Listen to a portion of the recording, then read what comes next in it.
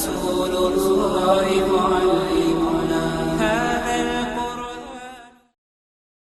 الحمد لله رب العالمين والصلاة والسلام على أشرف الأنبياء والمرسلين وعلى آله وأصحابه أجمعين وعلى من تبعهم بإحسان إلى يوم الدين. أما بعد، أعوذ بالله السميع العليم من الشيطان الرجيم من همزه ونفخه ونفسه وإذا سمعوا ما أنزل إلى الرسول ترى أعينهم تفيض من الدمع مما عرفوا من الحق یقولون ربنا آمنا فاکتبنا مع الشاہدین.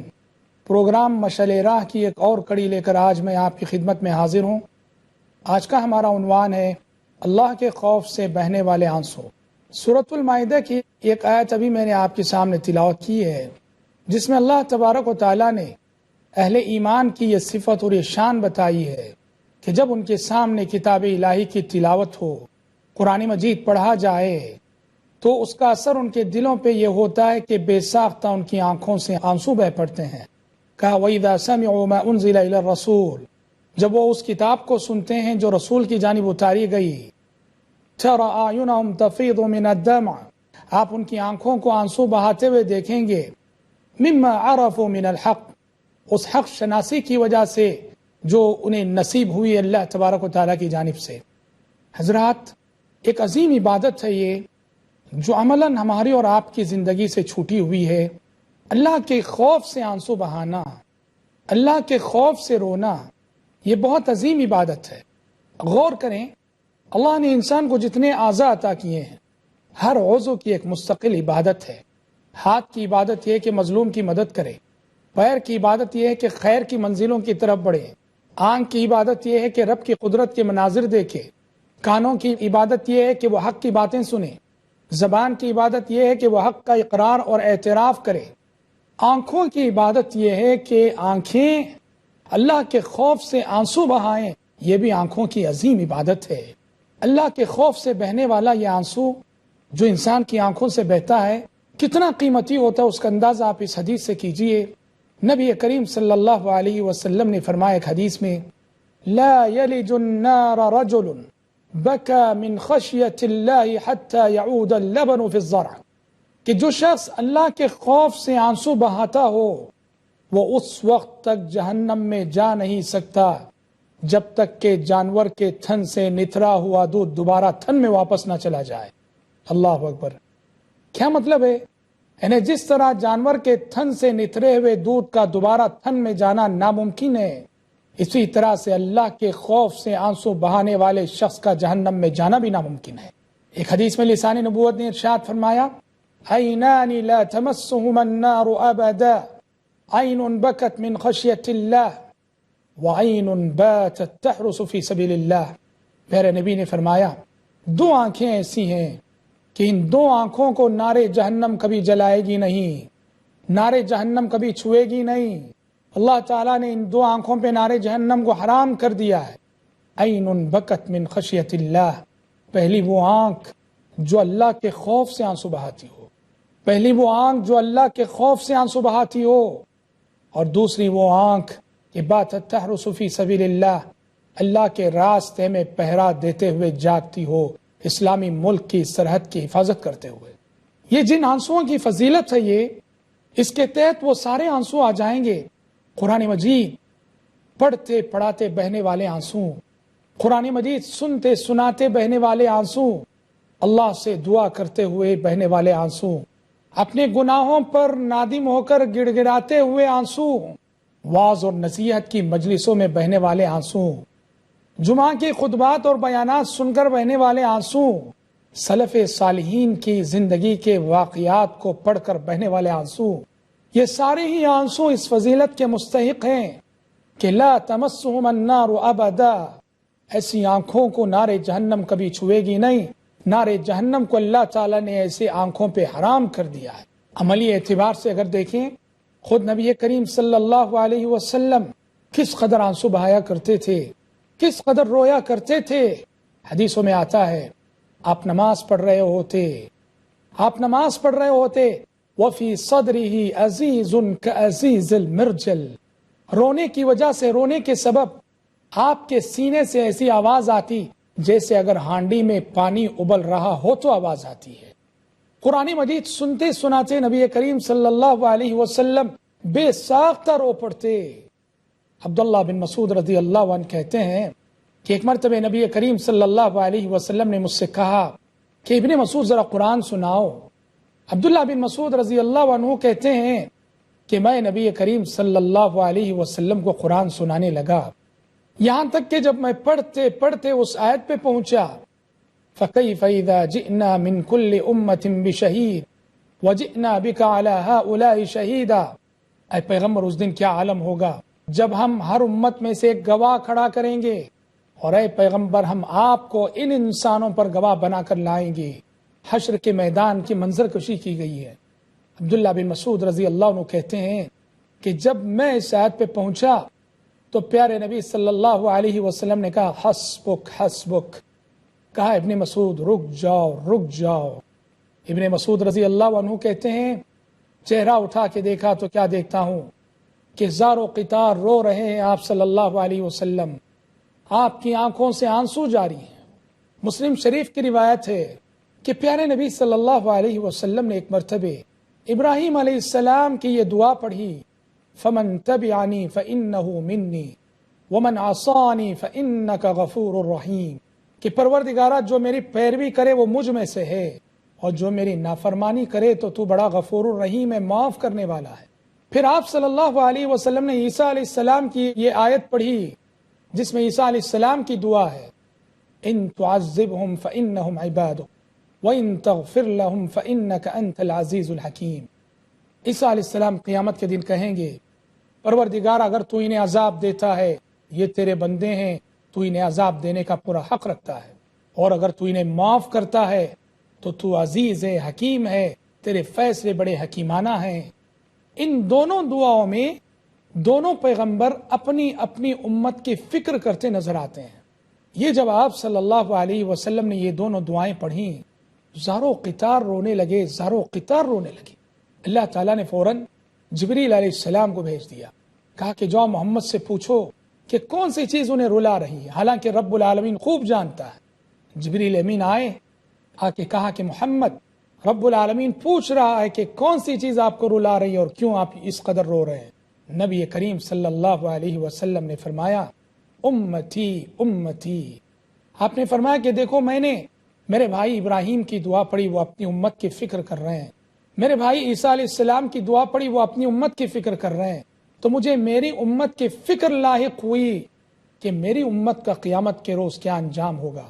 جبریل علیہ السلام گئے اللہ تعالیٰ کے پاس، اللہ تعالیٰ کو بتائے، حالانکہ وہ خوب جانتا ہے، ان کے بتانے سے پہلے اللہ تعالیٰ نے جبریل امین سے کہا کہ جاؤ محمد سے کہہ دو ان سنرضیک فی امتک، محمد سے کہہ دو کہ کل قیامت کے روز آپ کی امت کا وہ انجام ہونے والا ہے جو انجام کے یقیناً آپ کو خوش کر دے گا، جس سے آپ یقیناً بہت خوش ہو جائیں گے۔ سبحان اللہ، پیارے نبی صلی اللہ علیہ وسلم کتنے شفیق تھے، کتنے مہربان تھے اپنی امت کے حق میں، اور اپنی امت کے انجام کو لے کے کتنا فکر مند ہوا کرتے تھے۔ غور طلب بات ہے کس قدر آنسو بہایا کرتے تھے نبی کریم صلی اللہ علیہ وسلم۔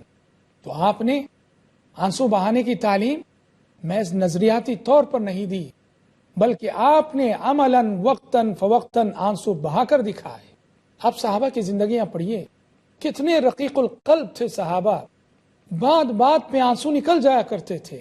عرباض بن ساریہ رضی اللہ تعالیٰ عنہ کی مشہور حدیث ہے، وہ فرماتے ہیں وعظنا رسول اللہ صلی اللہ علیہ وسلم موعظة بلیغة ذرفت منها العیون ووجلت منها القلوب۔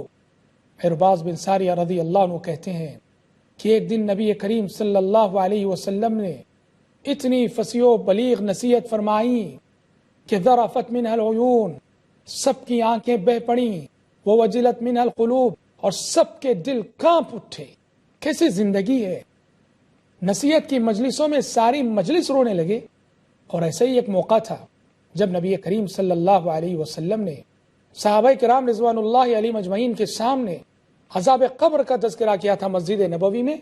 تو حدیث کی راویہ حضرت اسماء فرماتی ہیں کہ جب آپ نے عذاب قبر کا تذکرہ کیا، زج المسلمون زجتاً، پوری مسجد نبوی میں ایک شور بپا ہو گیا، ایک ہنگامہ ہو گیا۔ کون سا شور؟ نعرے بازی کا شور، جیسے ہم جذباتی مسلمان کرتے ہیں؟ نہیں، رونے کی وجہ سے ساری مسجد رونے لگی، سارے صحابہ زارو قطار رونے لگے، سارے صحابہ آنسو بہانے لگے عذاب قبر کا تذکرہ سن کر۔ اسے کہتے ہیں زندگی۔ اب وقت ہوا ایک بریک کا، آپ ہمارے ساتھ جڑے رہیں، بہت جلد لوٹیں گے ہم۔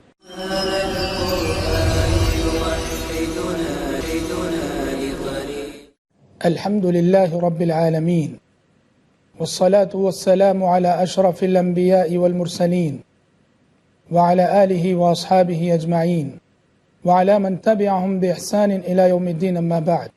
أعوذ بالله السميع العليم من الشيطان الرجيم من همزه ونفخه ونفسه. وإذا سمعوا ما أنزل إلى الرسول ترى أعينهم تفيض من الدمع مما عرفوا من الحق یقولون ربنا آمنا فاکتبنا مع الشاہدین۔ بریک سے قبل ہماری گفتگو ہو رہی تھی کہ نبی کریم صلی اللہ علیہ وسلم کی تربیت کے نتیجے میں خود حضرات صحابہ کرام رضوان اللہ علیہم اجمعین اللہ کے خوف سے کس قدر آنسو بہایا کرتے تھے۔ ان میں سے جس صحابی کا رتبہ جتنا عظیم تھا، اس کے آنسو بھی اتنے ہی زیادہ تھے۔ فضیلت کے اعتبار سے سب سے پہلا مقام ابو بکر صدیق رضی اللہ عنہ کو حاصل ہے۔ آپ دیکھیں گے طبقہ صحابہ میں سب سے زیادہ آنسو بہانے والوں میں شمار ہوتا ہے ابو بکر کا رضی اللہ عنہ۔ سب سے زیادہ رونے والے مکی زندگی کے واقعات میں یہ واقعہ آتا ہے کہ مکے میں ابو بکر صدیق رضی اللہ عنہ اپنے گھر کے باہر برآمدے میں کھڑے ہوئے نماز پڑھا کرتے تھے، اور نماز میں قرآن مجید پڑھتے ہوئے رویا کرتے۔ اتنا روتے مشرکین کی عورتیں، مشرکین کے بچے سب گھیر لیتے، اور ابو بکر صدیق رضی اللہ عنہ کے رونے کو دیکھ کر اسلام ان کے دلوں میں اتر رہا ہوتا۔ ابو بکر کے آنسوؤں سے دعوت و تبلیغ کا کام ہونے لگا، یہاں تک کہ مشرکین کو پریشان ہونا پڑا، اور انہیں ابو بکر صدیق رضی اللہ عنہ سے یہ ڈیمانڈ کرنا پڑا کہ ابو بکر اگر رونا ہی ہے تو گھر کے اندر نماز پڑھنا، باہر مت پڑھنا۔ بڑے رقیق القلب تھے، مصلی پہ کھڑے ہوتے نماز پڑھانے کے لیے زارو قطار روتے تھے۔ اللہ کے خوف سے آنسو بہانا، اللہ کے خوف سے رونا، یہ بہت عظیم عبادت ہے۔ غور کریں، اللہ نے انسان کو جتنے اعضاء عطا کیے ہیں، ہر عضو کی ایک مستقل عبادت ہے۔ ہاتھ کی عبادت یہ ہے کہ مظلوم کی مدد کرے، پیر کی عبادت یہ ہے کہ خیر کی منزلوں کی طرف بڑھے، آنکھ کی عبادت یہ ہے کہ رب کی قدرت کے مناظر دیکھے، کانوں کی عبادت یہ ہے کہ وہ حق کی باتیں سنے، زبان کی عبادت یہ ہے کہ وہ حق کا اقرار اور اعتراف کرے، آنکھوں کی عبادت یہ ہے کہ آنکھیں اللہ کے خوف سے آنسو بہائیں، یہ بھی آنکھوں کی عظیم عبادت ہے۔ طبقہ صحابہ میں ذرا مزاج کے اعتبار سے سخت کون مانے جاتے ہیں؟ یقینی بات ہے کہ سب کی زبانوں پہ عمر فاروق رضی اللہ عنہ کا نام آئے گا، جو مزاج کے اعتبار سے بڑے مضبوط اور بڑے سخت انسان تھے، لیکن سبحان اللہ دل کے کتنے نرم تھے۔ عمر فاروق رضی اللہ تعالیٰ عنہ بھی اللہ کے خوف سے آنسو بہایا کرتے تھے۔ بخاری شریف کی روایت ہے، عبداللہ بن شداد رحمہ اللہ راوی ہیں، وہ کہتے ہیں عبداللہ بن شداد رحمۃ اللہ علیہ کہ ایک مرتبہ میں مسجد نبوی میں امیر المؤمنین عمر فاروق رضی اللہ عنہ کے پیچھے نماز فجر پڑھ رہا تھا۔ میں مسجد کی آخری صف میں کھڑا تھا اور امیر المؤمنین محراب میں کھڑے ہوئے نماز پڑھا رہے ہیں۔ جب عمر فاروق رضی اللہ عنہ سورہ یوسف کی اس آیت پہ پہنچے، انما اشکو بثی وحزنی الی اللہ وَأَعْلَمُ مِنَ اللَّهِ مَا لَا تَعْلَمُونَ، تو زارو قطار رونے لگے۔ یعقوب علیہ السلام نے کہا تھا، میں اپنے ہر غم، اپنا ہر رنج اللہ ہی کے حضور اس کا شکوہ کرتا ہوں۔ اس آیت پہ پہنچے عمر فاروق رضی اللہ عنہ زارو قطار رونے لگے، زارو قطار رونے لگے۔ عبداللہ بن شداد کہتے ہیں میں مسجد نبوی کی آخری صف میں کھڑا تھا اور عمر فاروق رضی اللہ عنہ کے رونے کی آواز کو سن رہا تھا۔ مائک تو نہیں تھا اس زمانے میں، کس قدر زور سے روئے ہوں گے عمر فاروق رضی اللہ عنہ۔ محراب میں وہ نماز پڑھا رہے ہیں اور آخری صف میں ان کے رونے کی آواز سنی جا رہی ہے۔ خلیفہ ثالث عثمان بن عفان رضی اللہ تعالیٰ عنہ، آپ کا بھی یہی معمول تھا، بڑے رقیق القلب تھے، آخرت کو یاد کر کے بہت رویا کرتے تھے، آنسو بہاتے تھے۔ مشہور بات ہے کہ جب وہ قبرستان جاتے، قبر کے پاس کھڑے ہوتے، اتنا روتے کہ ان کی داڑھی آنسوؤں سے تر ہو جاتی، اور ان سے پوچھا جاتا کہ آپ کے سامنے جنت کا تذکرہ ہوتا ہے، جہنم کا تذکرہ ہوتا ہے پر آپ اتنا روتے نہیں، قبر کے پاس کھڑے ہو کہ آپ اتنے آنسو بہاتے ہیں، کیا وجہ ہے؟ عثمان بن عفان رضی اللہ عنہ نے کہا کہ اللہ کے نبی صلی اللہ علیہ وسلم کو میں نے فرماتے ہوئے سنا کہ قبر آخرت کی وہ منزل ہے کہ انسان اگر یہاں کامیاب ہو گیا تو بعد کے سارے مراحل آسان، اور انسان نعوذ باللہ یہاں ناکام ہو گیا تو بعد کے سارے مراحل اور مشکل ہوں گے۔ صحابہ کرام رضوان اللہ علیہم اجمعین سے یہ آنسو وراثت میں تابعین اور تبع تابعین تک گئے۔ چنانچہ آپ دیکھیں گے سلف صالحین رحمۃ اللہ علیہ مجمعین، تابعین اور تبع تابعین کا بھی معمول تھا، وہ بڑے رقیق القلب واقع ہوئے تھے، بہت رویا کرتے تھے۔ عبداللہ بن مبارک رحمۃ اللہ علیہ دوسری صدی ہجری کے بہت بڑے محدث گزرے ہیں۔ امام ذہبی رحمۃ اللہ علیہ نے سیر و اعلام النبلاء میں ان کے تعلق سے لکھا ہے کہ جب ان کے سامنے زہد سے متعلق احادیث پڑھی جاتی ہیں، دنیا بیزاری اور آخرت طلبی سے متعلق احادیث پڑھی جاتی ہیں، اس طرح تڑپ کر رویا کرتے تھے کأنہ ثور ذبح، جس طرح ایک جانور کو، بیل کو ذبح کر دیا جائے، بیل جیسے تڑپتا ہے، عبداللہ بن مبارک ویسے تڑپ کر رویا کرتے تھے۔ امام اوزاعی، یہ بھی دوسری صدی ہجری کے بہت بڑے محدث ہیں، بہت بڑے فقیہ ہیں، بہت بڑے عالم ہیں۔ کہنے والوں نے کہا کہ ان کو شاگرد نہیں ملے ٹھیک سے، اگر شاگرد صحیح معنوں میں ان کو ملے ہوتے تو ان کا علم بھی اسی پیمانے کا تھا جس پیمانے کا ائمہ اربعہ رحمۃ اللہ علیہ مجمعین کا تھا۔ علم میں ایسے تو عمل میں بھی دیکھو کیسے۔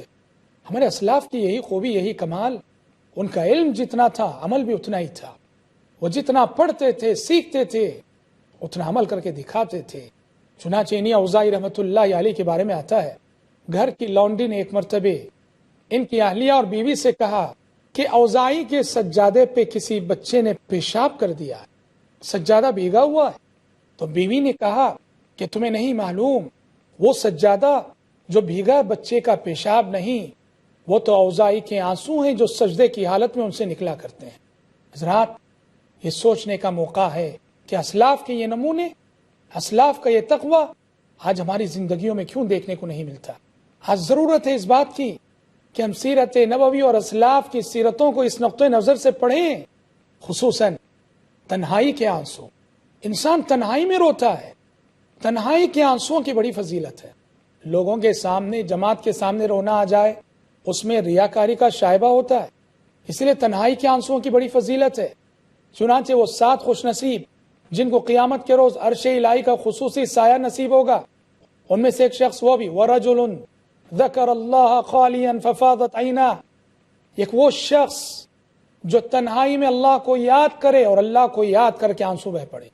تنہائی میں رونے کا سلیقہ آ جائے، تنہائی میں جہاں کوئی آپ کو دیکھنے والا نہیں، وہاں دعا کرتے ہوئے آنسو بہا دو، اپنی سیاہ کاریوں کو یاد کر کے آنسو بہا دو۔ یہ آنسو آپ کے حق میں نار جہنم کو بجھا دیں۔ پیارے نبی صلی اللہ علیہ وسلم اور آپ کے صحابہ کا یہ اسوہ ہم کس قدر بھولے ہوئے ہیں۔ ہمارا مسئلہ یہی ہے، ہمارا سب سے بڑا مسئلہ یہی ہے کہ ہم نے اپنے اسلاف سے وراثت میں ان کا علم تو لے لیا ہے، لیکن وراثت میں ان کے آنسو ہم نے نہیں لیے، ان کا زہد ہم نے نہیں لیا، ان کا تقوی ہم نے نہیں لیا۔ ضرورت اس بات کی ہے کہ ہم صحیح معنوں میں نبی کریم صلی اللہ علیہ وسلم کے وارث بنے، آپ کے صحابہ کے وارث بنے۔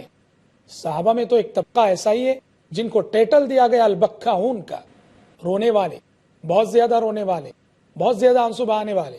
کون سا طبقہ ہے؟ غزوہ تبوک کے موقع پر پیارے نبی تیاری کر رہے تھے، کچھ غریب اور نادار صحابہ ایسے تھے کہ جن کے پاس اسباب جنگ نہ تھے، مال نہ تھا، دولت نہ تھی، جنگ میں شریک نہیں ہو سکتے تھے، جس کے سبب پیارے نبی نے ان سے کہا کہ تمہیں جنگ میں شریک ہونے کی کوئی ضرورت نہیں ہے۔